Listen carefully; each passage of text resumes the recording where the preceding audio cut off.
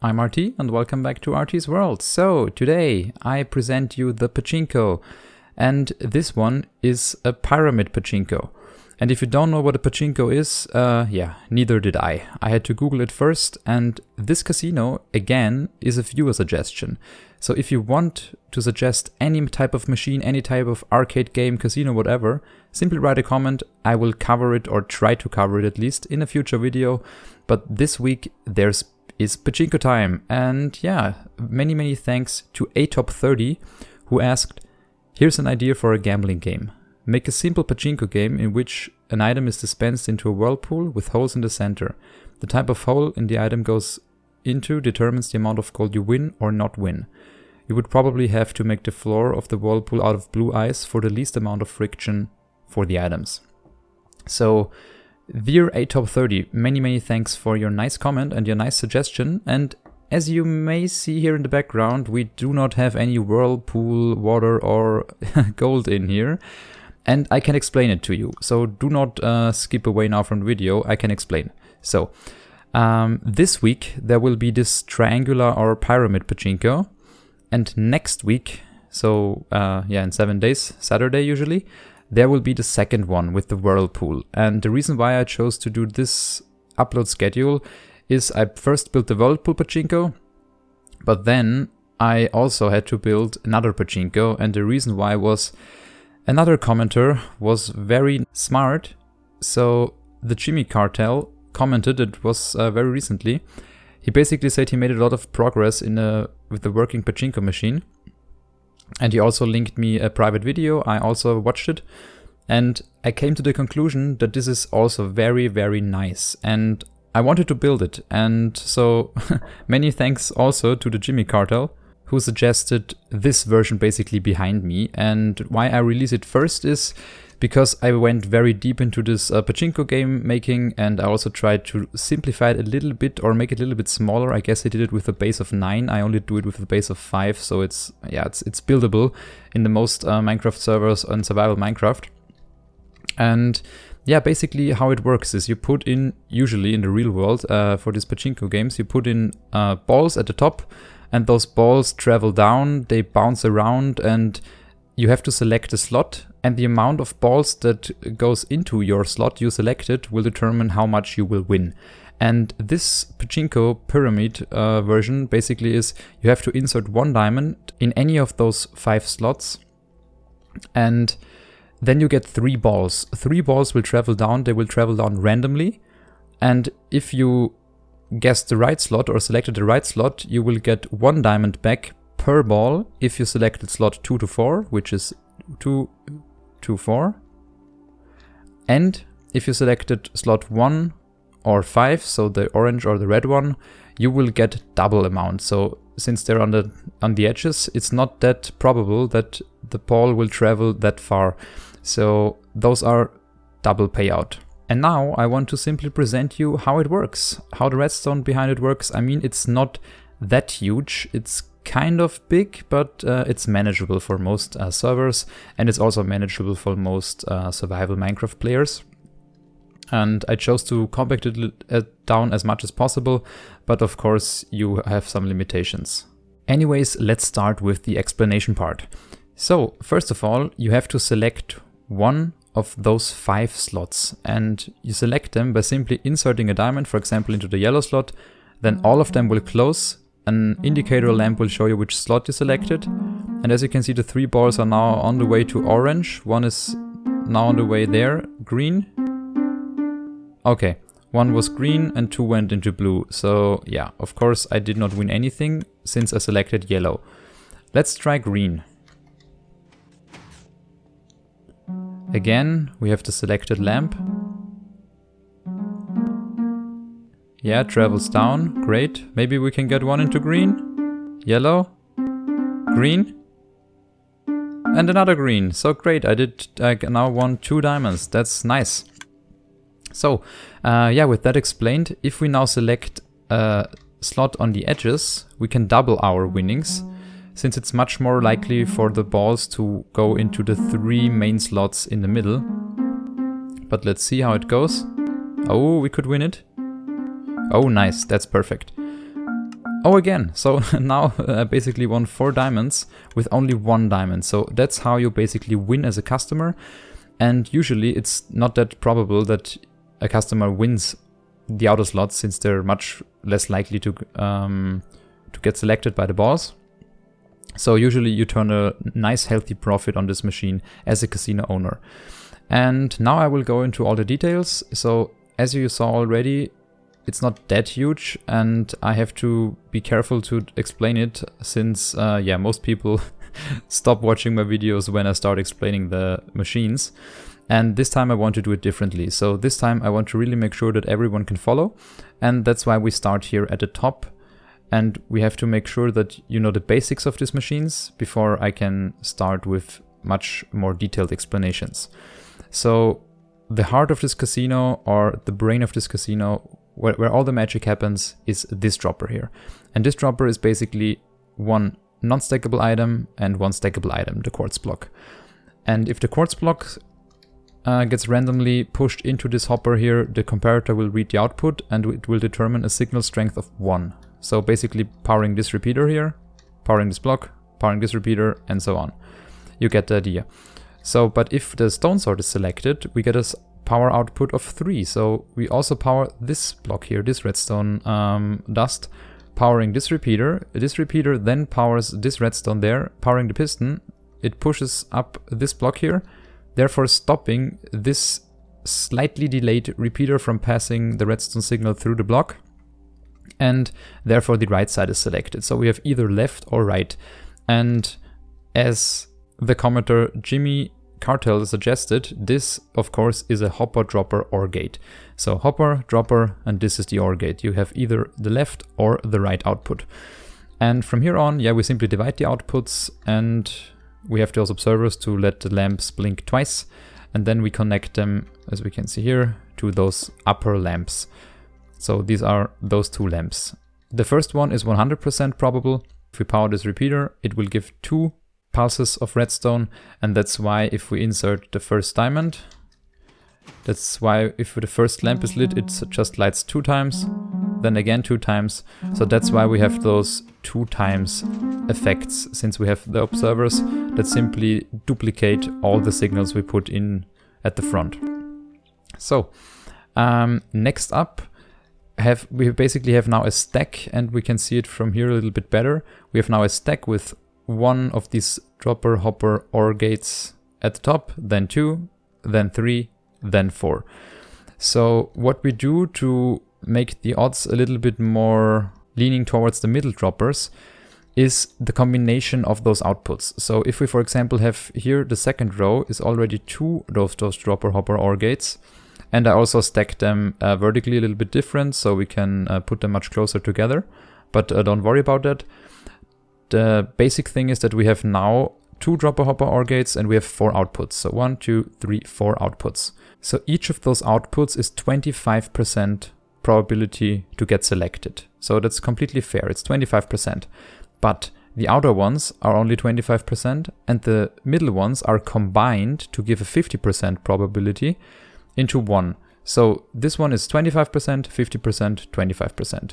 If we go down, we have a very similar situation where we have 1, 2, 3 hopper, dropper, OR gates, and this time we have, of course, then 6 outputs. And 3 of those 6 outputs get also combined. So this one is alone. It's basically 1/6 chance. Then we have those two. Those 2 get combined, as we can see here, to represent a 2/6 or 1 in 3 chance. Again, here, those 2 combined, 1 in 3 chance, and this one is the last one, the most left one, which is again a 1 in 6 chance. So that's why the slots on the edges are less likely to get selected by the balls. And that's why I also pay you double the amount of items if you select the outer ones. So for the last layer, we have 4 of those dropper, hopper, OR gates, therefore 5 outputs. And again, the middle ones are much more probable to get selected. So with that explained, we now know that these outer lamps are not that likely to get selected by the balls as compared to those inner triangular shaped lamps. And yeah, now I want to get a little bit more into the details. So what happens here? First of all, we have here our item filters. For the item filters, we simply have 18 diamonds in the first slot and then secretly named stackable items here. I chose to do those shards. And we have this across all those 5 slots, and those 5 slots then transfer all the items the customers put into those chests. The chests are combined by this hopper line into this profit chest. So that's where all the profits is stored. So now we have 31 diamonds in there. If I simply put in 1 diamond into this casino, we can see we have now 32 in there. Next up, I want to explain those T flip-flops we have here. If we, for example, select the red slot and we insert 1 diamond, we increase this signal strength to this redstone dust, therefore transferring the stone sword to the left. And if we do so, we power this comparator and therefore power this piston here. And then also the brown line is selected, and the brown line is basically where 3 balls get now pushed into this casino. As we can see here, if I power the brown line, we get 1 output, 2 outputs, 3 outputs. So those are basically just 3 outputs exactly timed with 4 repeaters set to maximum delay and 1 repeater set to 3 ticks. So that's how we basically space the balls apart in terms of time. And yeah, the signal simply gets transferred up here, lights the first lamp, and also activates our brain of the casino, this dropper, which starts the whole cascade downwards. So the white circuit is now explained, and also the brown one. So the brown one is simply to power all those pistons, as we can see here. If we choose the orange slot, all those pistons are now powered, covering the hoppers to insert more diamonds. And here we have also this piston extended, so only 3 balls can be fired at once. And as I showed you, here we have this extended piston, since we activated this dropper, hopper, OR gate. So now the casino is finished and the piston gets retracted again. Next up, I want to explain the reset circuit. And the reset circuit is this magenta one here. And what it does is this, what is it called, cyan circuit, is simply the splitting up of all those hopper, dropper, OR gates. So it's 4 for this row, 5 for this, 3 there and 2 there. That's simply connecting all the dropper, hopper, OR gates to the lamps. And if they do so, and if the signal end up in the last row, which is these 5 lamps at the bottom, we have here those 5 rows of cyan wool with some redstone torches. And those redstone torches translate into the blue circuit, as we can see here. And they end up here, where we can then transfer the signal further into our winning item droppers, which are here, which are filled with diamonds. So that's where they end up. So if we choose to select the right slot and a ball comes through, so if we chose, for example, the orange slot, this piston will move the block downwards.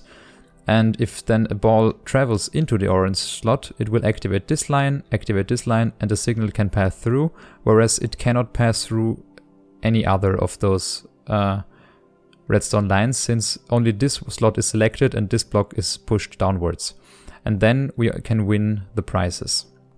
However, the blue circuit is responsible for the resetting too.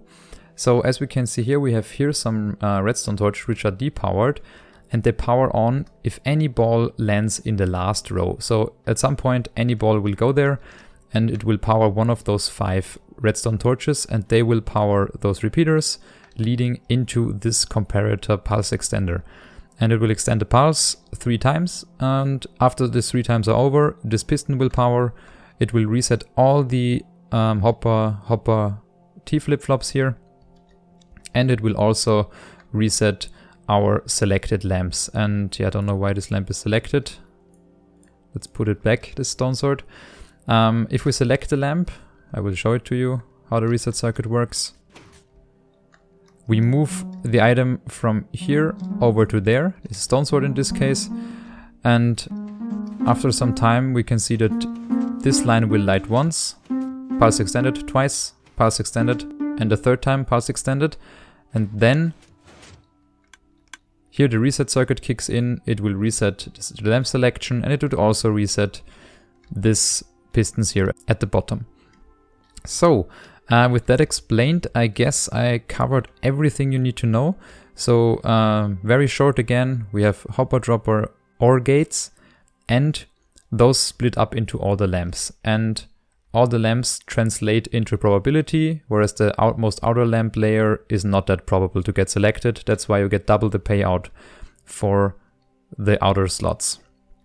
So then we have to select one of those 5 slots as a customer, and our selection translates into those T flip-flops, which then powers those pistons. And I can show it to you once again to see it in function. My selection now is this slot here. It translates into those pistons, and now we can see here which lamps will light up. It was the middle one, it was the most outer one, and it was the middle one again. So we should have now 2 diamonds 1. It will reset everything with the purple circuit, with the magenta circuit, and yeah, as we can see here, 2 diamonds are 1.